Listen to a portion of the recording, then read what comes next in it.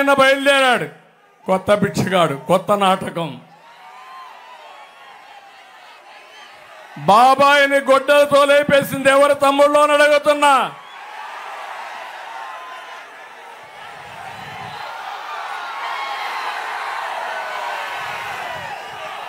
Drama ఆడాడా లేదా?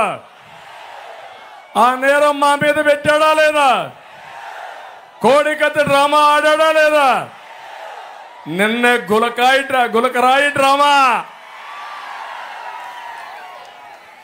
ఆయన మీటింగ్ పెట్టాడంట, కరెంట్ ఆఫ్ అయిపోయిందంట. పవన్ కళ్యాణ్ అక్కడికి వచ్చి ఒక రాయి వేశాడు, గులకరాయి. లేకపోతే చంద్రబాబు నాయుడు ఒక కుట్ర చేశాడు, హత్యా ప్రయత్నం. అర్థం చేసుకున్నారా తమ్ముళ్ళు? వాళ్ళు అంటున్నారు నీ మీద మాకు కోపం కూడా ఉంది, మాకు క్వార్టర్ బాటిల్ ఇస్తాన్నావు, బిర్యానీ పెడతాన్నావు, 500 రూపాయలు డబ్బులు ఇస్తాన్నావు, డబ్బులు ఎగ్గొట్టావు కాబట్టి నాకు ఆ సమయంలో కోపం వచ్చేసానని గులకరాయి వేశానని అతనే చెప్పే పరిస్థితికి వచ్చాడు. ఓకే, నువ్వంటే మహానాయకుడు.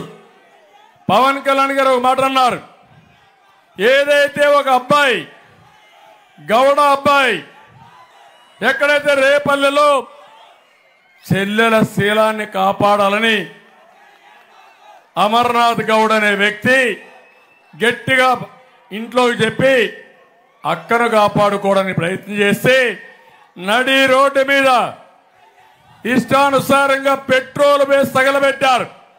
ఆ రోజు గుర్తుకు రాలేదా జగన్మోహన్ రెడ్డి? సైకో వైఎస్ఆర్ కాంగ్రెస్ నాయకులను అడుగుతున్నా. ఆ మాట అడిగాడు పవన్ కళ్యాణ్ గారు. ఇప్పుడు అంటున్నాడు ఆయన, నా మీద దాడి చేసినప్పుడు, పవన్ కళ్యాణ్ గారి పైన దాడి చేసినప్పుడు ఎప్పుడూ ఖండించలా. నేను ఖండించా, ప్రధానమంత్రి ఖండించారు, అందరూ ఖండించాం.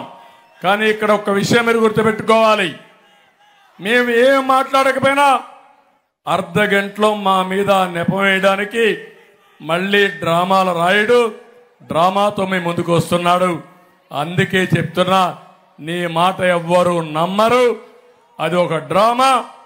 నా మీద రాయి వేయిస్తావు, పవన్ కళ్యాణ్ పైన రాయిలు వేయించారు, మా మీద వేసిన రాళ్ళు దొరికాయి.